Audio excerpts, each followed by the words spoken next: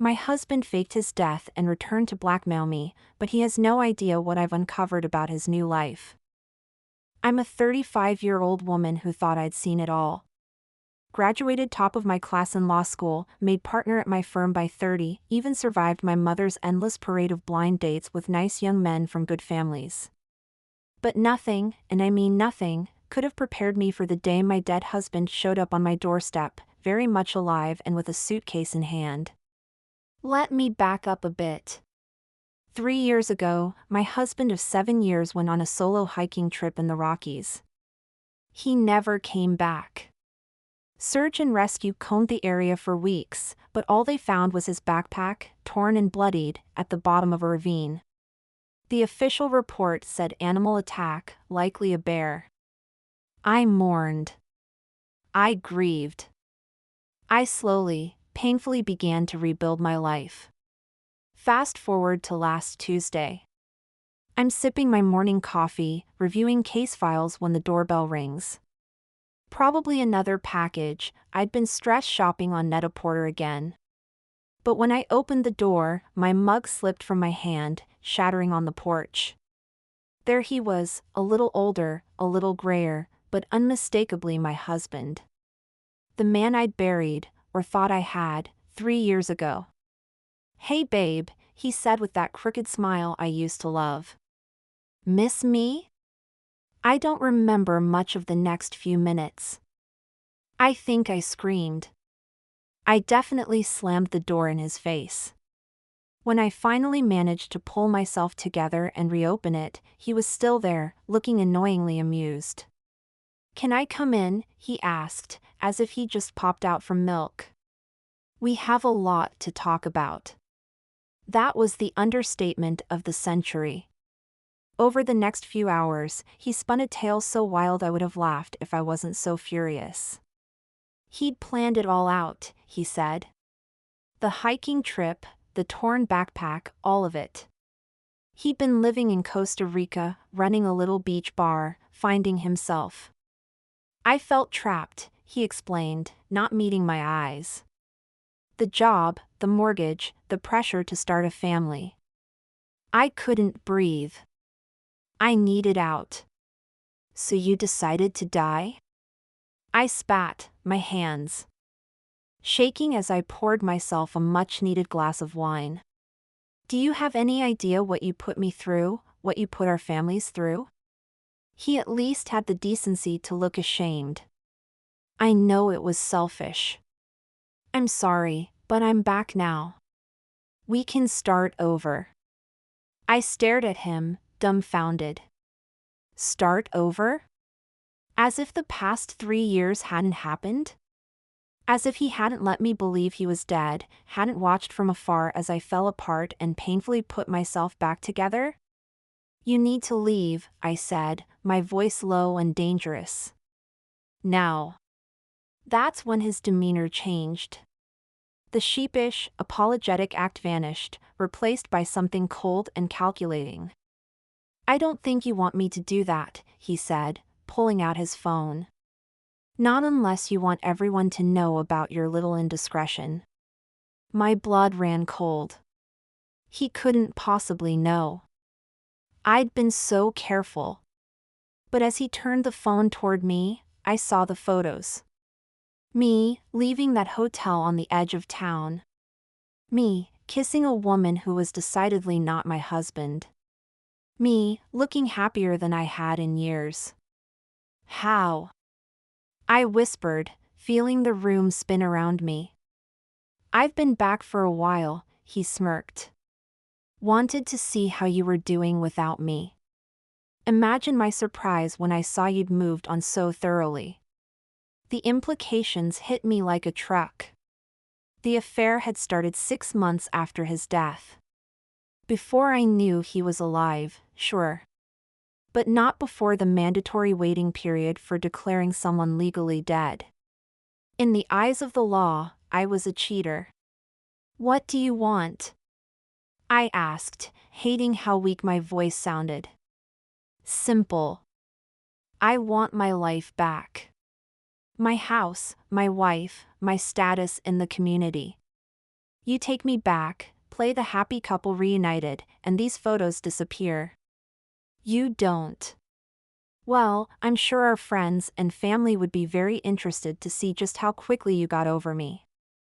I felt sick. The life I'd rebuilt, the reputation I'd worked so hard to maintain, all of it was hanging by a thread. And holding that thread was the man who'd betrayed me in the most profound way possible. I need time to think, I managed to choke out. He nodded, maddeningly calm. Take all the time you need. I'll be at the Hilton downtown. Don't take too long, though. I'd hate for my finger to slip and accidentally send those photos to. Oh, I don't know. Your law firm? Your mother? That nice woman you've been seeing? As soon as he left, I collapsed on the couch, my mind racing. How had my life become this tangled web of lies and betrayal? I spent the next few days in a daze, going through the motions at work while my thoughts spiraled. I couldn't eat, couldn't sleep. Every time my phone buzzed, I jumped, terrified it was him making good on his threat. My girlfriend. Can I even call her that? Noticed something was off. Are you okay? She asked one night, her brow furrowed with concern. You seem distant. I wanted to tell her everything.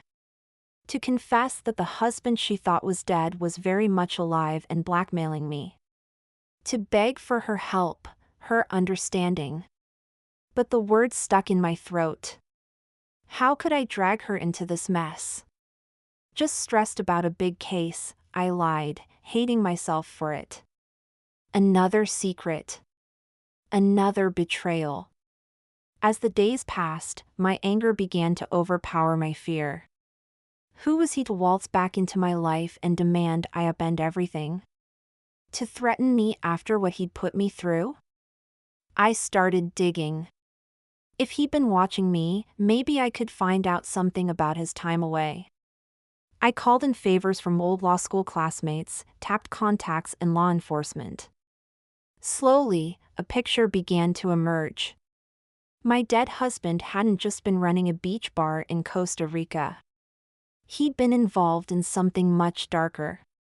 Money laundering, drug trafficking, maybe worse. His sudden return wasn't just about rekindling our marriage. He was running from something or someone. Armed with this knowledge, I decided to confront him. I went to the hotel, my heart pounding as I knocked on his door.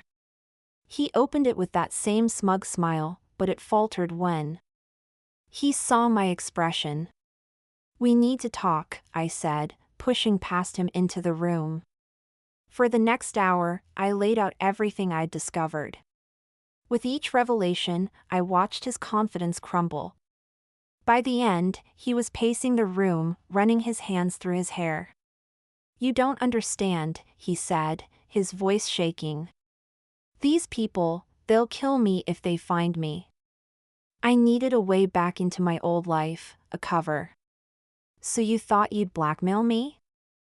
I shot back. Use me as your human shield? He collapsed onto the bed, looking suddenly old and tired. I didn't know what else to do. I'm sorry for everything, for leaving, for coming back like this. I've made such a mess of everything. For a moment, I felt a flicker of the love I used to have for him, but it was quickly extinguished by the memory of all he'd put me through. Here's what's going to happen, I said, my voice steady. You're going to disappear again, for real this time. No blackmail, no threats. In exchange, I won't turn over what I know to the authorities. He looked up, hope and fear warring in his eyes. And if I don't? I pulled out my own phone, showing him the evidence I'd gathered. Then we both go down, your choice. The silence stretched between us, heavy with years of love, betrayal, and regret. Finally, he nodded. Okay, you win. I'll go. I wish I could say I felt triumphant in that moment. Instead, I just felt tired. Bone deep, soul-crushing exhaustion. As I watched him pack his meager belongings, a thought struck me. Why did you really come back? I asked. The truth this time. He paused, his back to me. Because I missed you, he said softly. Because running away made me realize what I'd thrown away. Pretty stupid, huh? I didn't answer. What could I say? That I'd missed him too? That there were nights I still reached for him in my sleep? That even after everything, a part of me still loved the man I thought he'd been? Instead, I simply said goodbye. As I walked out of that hotel room, I felt as if I was shedding a skin. The grieving widow, the secret lover, the blackmail victim, all of those versions of me stayed behind. The aftermath hasn't been easy. I had to come clean to my girlfriend, to my family. Some relationships didn't survive the truth. Others, surprisingly, grew stronger. I'm still untangling the legal mess of having a spouse come back from the dead. But for the first time in years, I feel like I can breathe. No more secrets. No more lies. Just me, facing whatever comes next with honesty and hopefully a little hard-won wisdom. As for my not-so-dead husband, I haven't heard from him since that day at the hotel. Sometimes I wonder where he is. If he's safe. If he ever thinks of me. But mostly, I'm focused on rebuilding my life. Again, this time on my own terms. If there's a lesson in all of this, I suppose it's that the truth, no matter how painful, is always better than a comfortable lie. That running from your problems only means you'll have to face them later, usually when you're least prepared. And that sometimes, the hardest person to forgive is yourself. But life goes on. One day at a time. One truth at a time.